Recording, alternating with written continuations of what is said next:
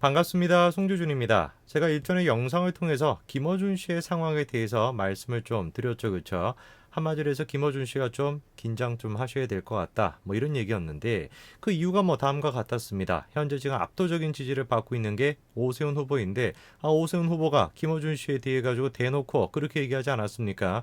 김어준 씨의 방송은 정치적으로 편향이 되어 있는 것 같다. 그렇기 때문에 내가 거기에 출연하지 않겠다라는 것입니다. 심지어는 뭐까지도 암시를 했습니까? 서울시 예산에서 TBS에 대해 가지고 조정을 할 수도 있다. 이런 식의 경고성 멘트까지 한 상태입니다. 정권이 바뀌게 되면서 김어준 씨도 지금 이런 식으로 정리가 되고 있는 상태입니다. 자, 그럼 여러분 한번 생각을 해보십시오. 김어준 씨 같은 경우는 어떤 위치에 있는 사람입니까? TBS와 같은 주류 미디어에도 거쳐 있긴 합니다만 기본적으로 김어준 같은 사람은 이제 우리가 뉴미디어 이쪽으로 이제 분류가 됩니다. 그런데 이 사람과는 좀 뭐라고 표현할까요? 급이 좀 다른 사람이 있죠, 그쵸? 그게 바로 누굽니까? 오늘 영상의 주인공인 손석희입니다. 근데 한번 생각을 해보세요. 이 지금 주류 미디어의 상징이라고 하는 손석희라고 하는 사람은 그 자리까지 올라가기 위해선 반드시 뭐랑 결탁이 돼야 될까요? 정치권과 권력가들과 결탁이 될 수밖에 없습니다. 그 점이 김어준 씨랑 또 가장 큰 차이점이죠. 김어준조차도 정권이 지금 바뀌다 보니까 김어준조차도 지금 이렇게 위태위태한 상황입니다. 그러면 권력가랑 손을 잡은 정치권과 손을 잡은 이 손석희 같은 경우는 어떻게 되겠습니까? 당연히 마찬가지로 위기가 찾아올 수밖에 없겠죠. 오늘 저는 영상을 통해서 그런 말씀을 좀 드리고자 합니다. 정권 교체는 이미 시작이 됐습니다. 이런 식으로 정권 교체가 시작된 시기에서 과연 손석희의 운명에 어떤 변화가 있는지 오늘 저는 그 얘기를 말씀드리고자 합니다. 같이 한번 보시죠. 자, 2021년 3월 26일 날 다음 같은 기사가 나왔습니다. 손석희가 JTBC 등기 이사에서 내려온다라는 것이죠. 주주총회에서 그렇게 결정이 됐다라는 것인데요. 내부에서는 뭐 이런 얘기가 나옵니다. 이별 수순처럼 특별한 의미 부여를 할 사안은 아니다. 이렇게 지금 얘기하고 있습니다. JTBC 내부에서 같은 경우는 특별한 의미를 부여할 사안이 아니다 라고 얘기하지만 이거 누가 보든지 간에 특별한 의미가 있는 거 아니겠습니까? 질문이 대번에 드는 것은 왜 하필 지금? 이런 생각이 드는 거예요. 왜 하필 지금 손석희에 대해 가지고 저런 식의 조치를 내렸을까? 지금이라는 것이 어떤 시기입니까? 서울시장 선거를 앞두고 있고 부산시장 선거를 앞두고 있고 정권 교체를 지금 코앞에 두고 있는 그 시기인데 이 시기에서 JTBC 손석희에 대해 가지고 저런 식의 직함을 지금 빼버렸다. 이게 지금 상징하는 게 뭐겠습니까? 조금만 눈치가 있는 사람이라도 금방 알 수 있죠. 이미 JTBC가 권력의 줄타기를 하고 있던 JTBC가 줄을 바꿔버렸다라는 거 아니겠습니까? JTBC에서 손석희라고 하는 이름이 저런 식으로 사라진다라는 것은 어마어마한 영향을 끼칠 수밖에 없습니다. 이미 다음과 같은 전례가 있었죠. 자, 여러분도 기억하시는 것처럼 2019년도 12월 31일 그때가 이제 손석희의 마지막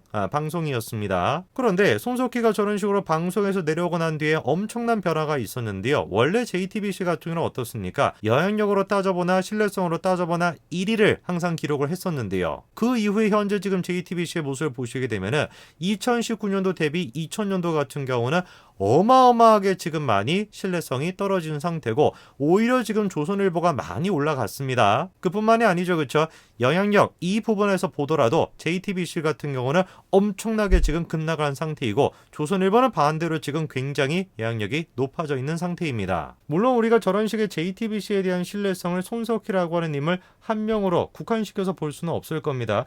사실 제가 봤을 때는 손석희의 영향력이 굉장히 큰 것 같아요. JTBC의 그 뉴스룸을 보는 사람들은 뉴스를 보는 게 아니지 않습니까? 김어준 씨의 방송을 보는 사람들이 김어준 씨의 방송을 봅니까? 아니에요. 방송을 보는 게 아니라 김어준이라고 하는 사람을 보는 것이고 손석희의 뉴스를 듣고 있는 것이 아니라 손석희라고 하는 사람을 보고 있는 것입니다. 그게 지금 저 집단의 가장 큰 특징인 거 아닙니까? 문재인 정권의 특징이 저런 식인 거예요. 뉴스가 됐건 사실이 됐건 정보가 됐건 그게 중요한 것이 아니라 운동권 멘탈리티를 가지고 사람들이 살아가고 있고 그 멘탈리티를 가지고 보도를 하고 있다 보니까 상징성 그것만이 가장 중시가 되는 게 저 집단의 특징인 것이죠. 손석희 얼마나 이미지가 좋습니까? 그리고 그 반대 이미지 혁명가 같은 마치 박훈인을 좀 모방한 듯한 그런 느낌을 풍기는 사람이 또 김어준 요 두 사람이 이제 각각의 지지층들을 이제 형성하고 있는 것이죠. 상징을 통해 가지고 저 사람들은 뉴스를 하고 있는 것이지 사실을 통해 가지고 뉴스를 하고 있는 게 아닙니다. 그런 손석희가 떨어지니까 사라지니까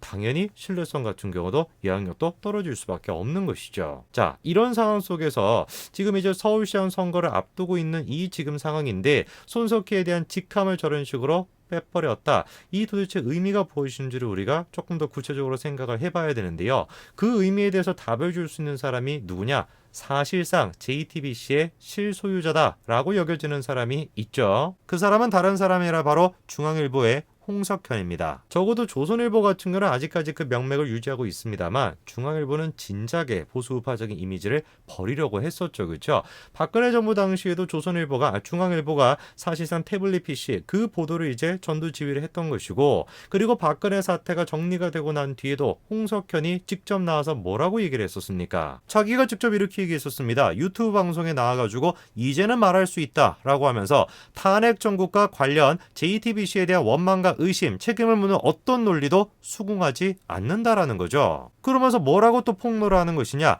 자기가 받았던 구체적인 외압이 5차례, 6차례 정도가 되고 그중 대통령으로부터 받은 게 2번 정도 됐다라는 겁니다. 도대체 그럼 홍석현 씨가 받은 외압이 뭐냐라고 하니까 앵커를 교체해라, 손석희를 교체해라 라고 하는 외압이 있었다라는 것인데 자신의 자존심이 그거를 용서하지 않았기 때문에 끝까지 외압을 견딜 수가 있었대요. 그 탄핵 당시에 JTBC가 했던 보도들, 그 태블릿 PC와 관련된 보도들, 그 보도에 대해 가지고 수많은 얘기들이 있지만 그 수많은 논리들에 대해 가지고 자기는 수긍하지 않는다라는 겁니다. 한마디로 얘기해서 자기는 탄핵 정국에 있었던 JTBC의 보도에 대해 가지고 잘못된 것이 없다라고 생각한다라는 것이고 태블릿 PC 또한 마찬가지로 잘못된 게 없다고 생각한다라고 하는 게 홍석현의 지금 그때 당시의 발언이었죠. 오히려 태블릿 PC에 대해서 자랑스러워하고 있는 모습을 보이는데요. 태블릿 PC 보도 이후에 정권이 좀 약해졌기 때문에 직접적인 외압은 없었다. 이렇게도 얘기합니다. 태블릿 PC에 대해서 그리고 박근혜 전 대통령의 탄핵에 대해서 그리고 보수 정권을 몰락시킨 거에 대해 가지고 저런 식으로 이죽거렸던 사람이 바로 홍석현입니다. 그런데 이 홍석현 씨와 관련돼 가지고 아주 중요한 폭로 한 가지가 터져 나왔는데요. 이 폭로를 한 사람이 누구냐? 이 사람은 다른 사람이 아니라 문재인 정권에서 굉장히 중요한 역할을 했던 사람입니다. 심지어 법무부 장관까지도 맡았던 사람이죠. 그 사람은 다른 사람이라 바로 추미애 전 장관입니다. 추미애 전 장관은 홍석현에 대해서 놀라운 폭로 한 가지를 했었는데요. 이렇게 얘기를 했습니다. 윤석열 검찰총장과 JTBC의 홍석현이 2018년도 11월 달에 만났다라는 겁니다. 그냥 단순하게 만난 것이 아니라 그때 당시에 윤석열이 홍석현을 만나서 공정성이 훼손이 됐다라는 것이죠. 그때까지만 하더라도 예전에 이제 추미애 전 장관의 폭로가 있기 전까지도 저렇게 만났다라는 얘기는 많았고 그리고 뭔가 저런 식의 과정이 있었다라고 하는 얘기도 있었습니다. 그런데 그 전까지는 그 재판이 삼성바이오로직스 이재용 부회장과 관련된 재판이다라고 알려져 있었어요. 그런데 놀랍게도 추미애 전 장관은 뭐라고 밝혔었냐면 그 논란이 되는 재판이 삼성 이재용 부회장의 바이오로직스 그 합병건이 아니라 변희재 대표의 태블릿 PC와 관련된 재판이다 라고 하는 충격적인 폭로를 했던 것입니다. 그래서 대법원에 어떤 얘기가 나왔던 것이냐? 그렇다면은 법무부 논리에 따르면 추미애 장관의 논리에 따르게 되면은 홍석현이 윤석열을 만나서 변희재를 음해했다라는 것인데 납득이 잘 되지 않는다라는 것이죠. 누가 됐든지 간에 추미애 전 장관의 그런 식의 폭로를 들으면은 그렇게밖에 의심할 수가 없죠. 그런데 그 의심을 조금 더 재미나게 흘러가게 하는 사건이 벌어졌으니 자, 아까 전에 추미애 전 장관이 뭐라고 폭로를 했었습니까? 윤석열 검찰총장과 홍석현이 만난 게 2018년도 11월이라는 거 아니었습니까? 그리고 그때 당시에 변희재 그 태블릿 PC와 관련된 문제가 논의가 됐다라고 하는 게 이제 추미애 전 장관의 얘기였던 것인데 그 2018년도 11월 달에 어떤 일이 있었냐? 바로 그때 2018년도 11월 19일 날 손석희 체제가 공고화가 됐다. 대표이사로 승진이 됐었죠. 그냥 이 모든 것이 그냥 단순한 우연일까요? 그냥 우연찮게 홍석현과 윤석열이 만났던 것이고 그냥 우연찮게 만났는데 태블릿 PC와 관련된 문제가 나왔던 것이고 그냥 또 마찬가지로 우연찮게 그 내용을 추미애 전 장관이 폭로를 했던 것이고 그냥 우연찮게 그 둘이 만났던 그 달에 JTBC가 손석희 체제로 공고화가 됐던 것일까요? 글쎄요. 제가 봤을 때 이걸 그냥 단순하게 우연이라고 봐야 될까 싶습니다. 오히려 중앙일보가 이 홍석현 체제에서의 중앙일보와 JTBC가 권력의 줄다리기를 하고 있었던 거 아닌가라고 하는 생각이 듭니다. 어쨌거나 저쨌거나 그 좋은 시절은 이제 다 지나간 것 같습니다. 서울시장은 이미 오세훈 후보 쪽으로 기울어져 있고 부산시장 선거 또한 마찬가지로 지금 국민의힘 쪽으로 기울어져 있는 상태입니다. 정권 교체가 현실화가 되어 있는 상황, 이런 상황 속에서 왜 JTBC는 손석희에 대한 타이틀을 저런 식으로 빼앗은 것인지 우리가 한번 그 의미를 생각해 봐야 될 것 같네요. 오늘까지 말씀드리겠습니다. 감사합니다.